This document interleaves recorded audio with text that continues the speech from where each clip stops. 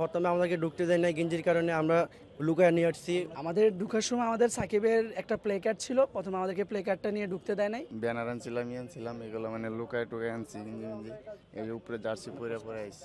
SHAKIB75 দেখেই বুঝতে পারছেন এরা সবাই আসলে সাকিব আল হাসানের ফ্যান। এবং চট্টগ্রামে এরকম একটা ছবি আমরা দেখেছিলাম যেখানে বুকে সাকিব আল হাসানের নাম লিখে দর্শকরা এসেছিল এবং সেখানে তাদের বিভিন্ন রকম সমস্যার মধ্যেও পড়তে হয়। প্রথম প্রশ্ন যদি করি, আপনারা আজকে মাঠে ঢুকেছেন, কোনো সমস্যা আপনারা ফেস করছেন? অবশ্যই সমস্যা হয়েছে ভাই। প্রথমে আমাদেরকে ঢুকতে দেয় নাই গেঞ্জির কারণে আমরা লুকায় নিয়ে আসছি। বিভিন্ন সমস্যা সমাধান করে আমরা ভিতরে ঢুকছি। সাকিবকে আসলে কতটা মিস করেছেন? সাকিবকে শুধু আমি না, অল বিশ্ব সাকিবকে মিস করে। বাংলাদেশ এই বছরটা বিপিএল খেলা দেখা কোনো রকমের ইন্টারেস্ট পাইতেছি না। সাকিব ছাড়া বিপিএল জমে না ভাই। সাকিব অল বিশ্বে একজন, সাকিব দ্বিতীয় হয় না। আগামী 100 বছরে সাকিব আসবে না। কি মনে হয় আসলে ভবিষ্যতে সাকিব খেলতে পারবে কিনা? আমরা চাই বাংলাদেশে সাকিব আসক, কারণ সাকিব ছাড়া বাংলাদেশে সব উগন্ডার প্লেয়ার। সাকিব ছাড়া বাংলাদেশে বিপিএল খেলবে, ক্রিকেট খেলবে, এরকম কেউ নাই ভাই।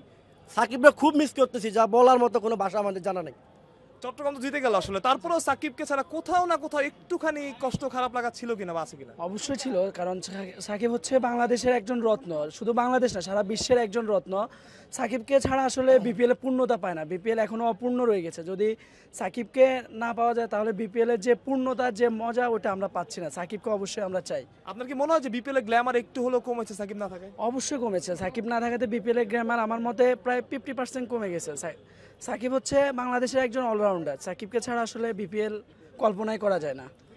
এর আগে আমরা দেখেছি যে সাকিবের নাম লিখে নেওয়া বিভিন্ন সমস্যার মধ্যে হয়েছে বা অভিযোগ উঠেছে, এরকম আর কি এরকম হয়েছে। আপনার সাথে কিছু হয়েছে কিনা এরকম? আমাদের ঢুকার সময় আমাদের সাকিবের একটা প্লে কার্ড ছিল, প্রথমে আমাদেরকে প্লে কার্ডটা নিয়ে ঢুকতে দেয় নাই।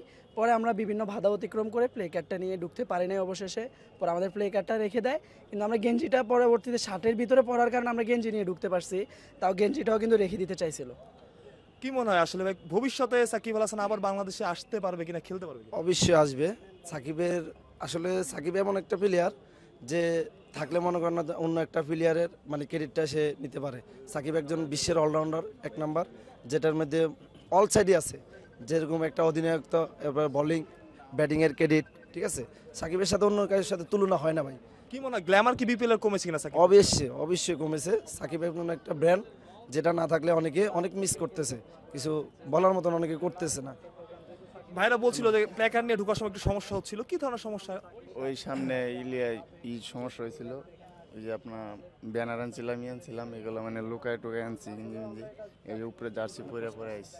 একটু খারাপ লাগে কিনা সাকিব নাই খেলতে পারতেছে? খারাপ তো অবশ্যই লাগবো। ওই বাংলাদেশের বাঙালির পোলা ওই নায়িকা ওরা মিস করতেছি।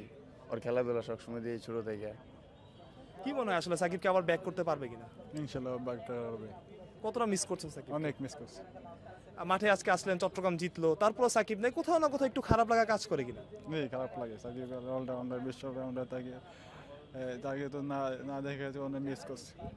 সাকিবকে আপনারা মিস করছেন কিনা? হ্যাঁ, মিস তো অবশ্যই করছি। গত ইয়েতে ছিল, বিপিএল এ ছিল উনি, বাট এই বিপিএল এ নাই। মিস তো অবশ্যই, খারাপ তো লাগে। এই মানুষগুলাই আসলে সব বোধ হয় সাকিব আল হাসানের সবচাইতে বড় শক্তির জায়গা, যে শক্তির জন্য সাকিব আল হাসান আবার দেশে ফিরতে চান, ক্রিকেট খেলতে চান।